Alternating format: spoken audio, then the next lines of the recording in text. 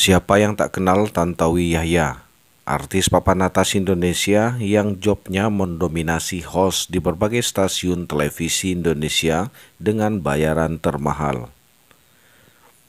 Namun sudah lama tak muncul di layar kaca televisi Indonesia, Tantowi Yahya ternyata saat ini sedang menjabat sebagai Duta Besar Republik Indonesia untuk Selandia Baru.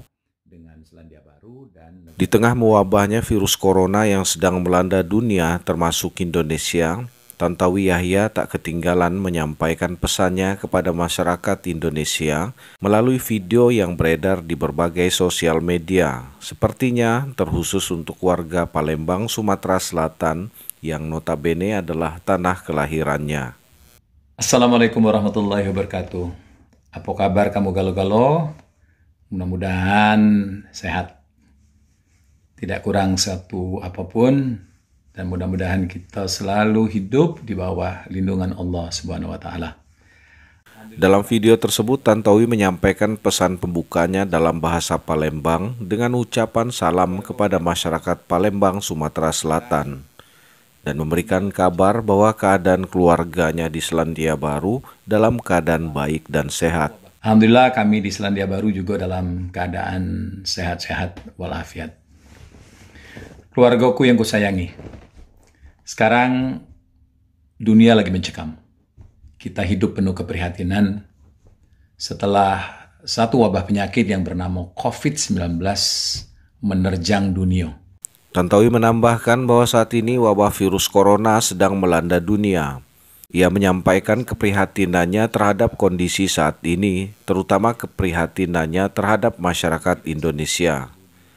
Dalam pesannya, Tantowi menyampaikan bahwa wabah ini akan hilang dan musnah dari muka bumi ini apabila umat Islam melakukan pendekatan kepada Allah Subhanahu wa Ta'ala melalui berbagai ibadah yang dilaksanakan, lalu kemudian berdoa kepadanya, karena ialah yang bisa mengatur segalanya apa yang ada di muka bumi ini. Hampir seluruh negara di dunia ini terkena ini, termasuk Indonesia. Sudah belasan ribu jiwa melayang, termasuk lebih dari 150 di negeri kita ini. Nah, COVID-19 ini adalah virus yang sangat mematikan dan tidak pandang bulu. Dia bisa menyerang siapapun, raja, menteri, wong berpangkat, maupun rakyat biasa. Wong pintar, wong buyan, budak kecil, wong tua, lanang betino, yang tinggal di kota maupun di pelosok-pelosok kampung, pacak kena galo.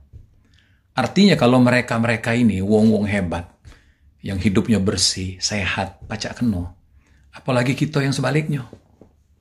Nah, oleh karena itu, tidak ada yang pacak kita lakukan kecuali berikhtiar. Ikhtiar itu ada dua. Ikhtiar mengikuti anjuran agama, kemudian ikhtiar mengikuti anjuran pemerintah. Kita semua sepakat bahwa COVID-19 ini adalah teguran dari Allah kepada kita umatnya.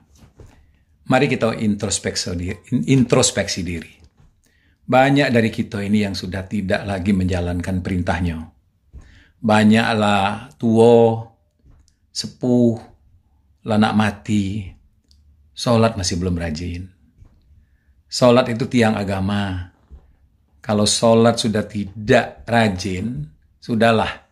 Yang rukun agama ketiga, 4, 5 itu bisa dipastikan juga tidak akan serius. Nah, kalau kita itu setiap sholat berdoa kepada Allah, agar supaya Allah menghentikan ini, aku rasa ini berubah. Kita yakin sepenuhnya bahwa wabah ini berasal dari Dia, dan hanya Dia pula yang pacak menghentikannya. Apabila seluruh umat Islam di dunia berdoa setelah sholat, memohon kepada Allah untuk dapat menghentikan wabah ini dahsyat. Allah itu maha baik, maha mendengar, maha mengabulkan. Dan Dia maha kuasa di atas segalanya.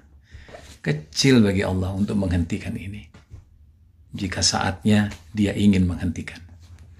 Ikhtiar yang kedua adalah mengikuti himbauan dari pemerintah. Himbauan pemerintah itu sederhana, cuma 2, hidup sehat dan tinggal di rumah. Hidup sehat itu artinya cuci tangan. Itu yang paling sederhana. Sesering mungkin.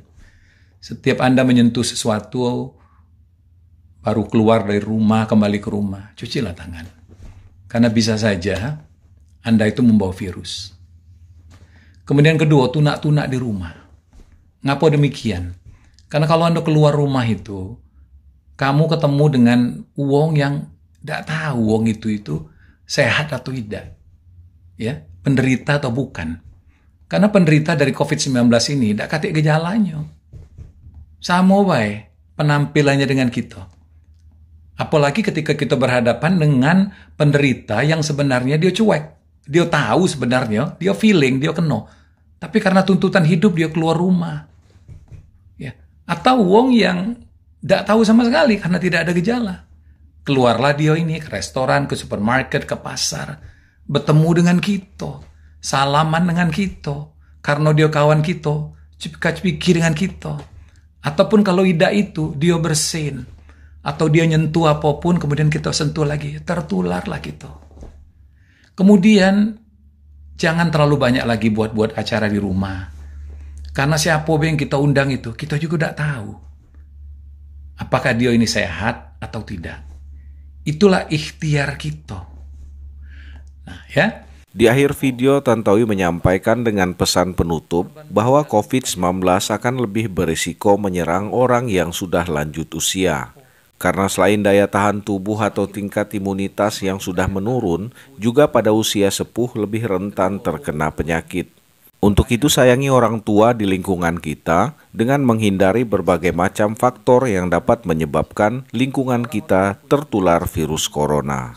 Jangan lupa, kamu pasti tahu, korban meninggal ini kebanyakan wong-wong tua yang umurnya di atas 70.